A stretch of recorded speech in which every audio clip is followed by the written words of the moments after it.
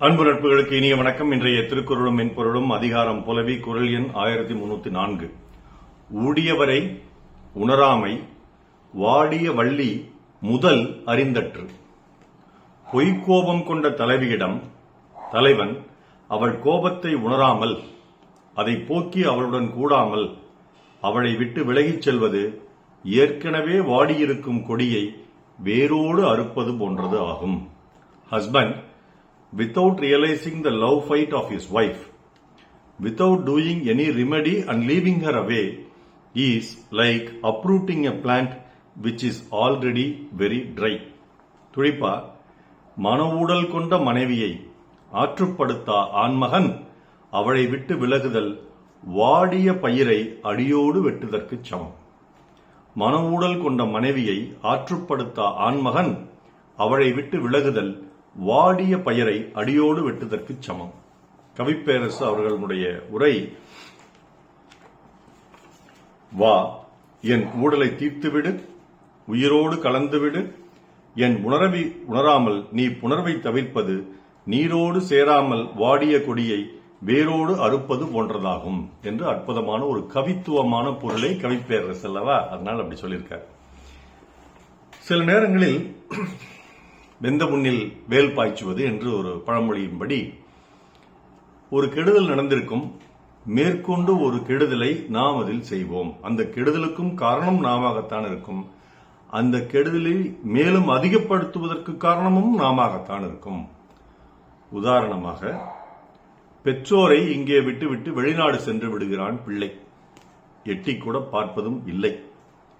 அவருடைய ஓய்வூதியத்திலிருந்து அவருக்கு வருமானம் வருகிறது. அதில் கொஞ்சம் கொஞ்சமாக அவர்கள் செலவு செய்து கொண்டிருக்கிறார்கள். அவர்களுக்கு என்று ஒரு வீடு இருக்கிறது, சொந்த வீடு இருக்கிறது. ஒரு நாள் மகன் வந்தான். நீ இங்கே தனியாக என்ன செய்து கொண்டிருக்கிறீர்கள், என்னோடு வாருங்கள் என்று அவன் தந்தை இறந்த பிறகு தாயை அழைக்கிறான். தாய் பேரில் இப்பொழுது இல்லம் இருக்கிறது. தாய் மிக்க மகிழ்ச்சியுடன் மகனோடு செல்கிறேன் என்று தன் சொத்து முழுவதும் பையனுக்கு எழுதி வைத்து விடுகிறாள். பையன் தாயை அழைத்துக் கொண்டு ஊருக்கு செல்வதற்காக செல்கிறான். வழியில் அவளை விட்டு அவன் பறந்தோடி விடுகிறான். இது ஜெயகாந்தன் ஜெயமோகன் எழுதிய ஒரு சிறுகதை என்று நினைக்கிறேன். ஏற்கனவே அந்த தாய் மிகப்பெரிய வருத்தத்தில் இருக்கிறாள்.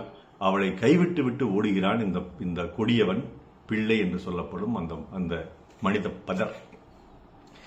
இப்போ இங்க தலைவி ஏற்கனவே துக்கத்தில் இருக்கா, தலைவன் இல்லாத காரணத்தினால. திரும்பி வந்தோடனே அவங்ககிட்ட உரிமையோட சண்டை போடுறா, பொய் கோபம் கொள்கிறா, அல்லது வேற ஏதாவது காரணம் வீட்டிலேயே நடக்கும்.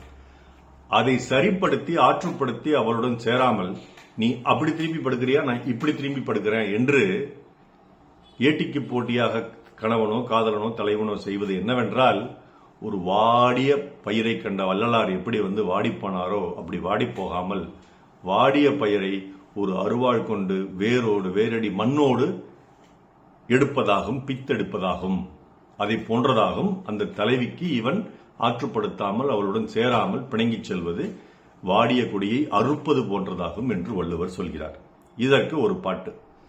கிழக்கினில் தினம் தோன்றும் கதிரானது மறைவதும் பின்பு உதிப்பதும் மறவானது, கடல்களில் உருவாகும் மழையானது விழுவதும் பின்பு எழுவதும் இயல்பானது, நிலவினை நம்பி இரவுகள் இல்லை, விளக்குகள் காட்டும் வெளிச்சத்தின் எல்லை, ஒரு வாசல் மூடி மறுவாசல் வைப்பான் இறைவன், நலம் வாழ எந்நாளும் என் வாழ்த்துக்கள், தமிழ் கூறும் பல்லாண்டு என் வார்த்தைகள், இளவேனில் உன் வாசல் வந்தாடும், இளம் தென்றல் உன் மீது பண்பாடும்.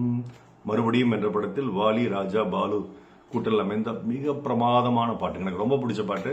பல இடங்கள் நானும் பாடியிருக்கிறேன். அந்த பாட்டை பாடுவதாக கருதி இருக்கிறேன். இதுல அந்த ஆண்மகன் அவளுடைய கணவன் அல்ல. அவளுக்கு விவாகரத்து நோட்டீஸ் வந்து விடுகிறது. விவாகரத்து கிடைத்த பிறகு அதற்கு பிறகு ஒரு தோழன் பாடும் ஒரு பாடல். இதே வரிகளை கணவன் பாடினால் மனைவியிடம் எப்படி இருக்கும் யோசிச்சு பாருங்க. அதைத்தாங்க வள்ளுவர் சொல்றார், அப்படி போய் ஆற்றுப்படுத்து என்று சொல்லுகிறார். ஊடியவரை உணராமை வாடிய வள்ளி முதலறிந்தற்று. வள்ளி என்பதற்கு கொடி என்று பொருள். நாள் சிறக்க நற்றமை வாழ்த்துகள். மருத்துவ ராம செல்வரங்கம், ரிஷினி திரளை விக்ரம், சேலம், கள்ளக்குறிச்சி. நன்றி. டாக்டர் செல்வரங்கம் குரல் யூடியூப் சேனல் ஷேர் பண்ணுங்க, லைக் பண்ணுங்க, கமெண்ட் பண்ணுங்க, சப்ஸ்கிரைப் பண்ணுங்க. வணக்கம்.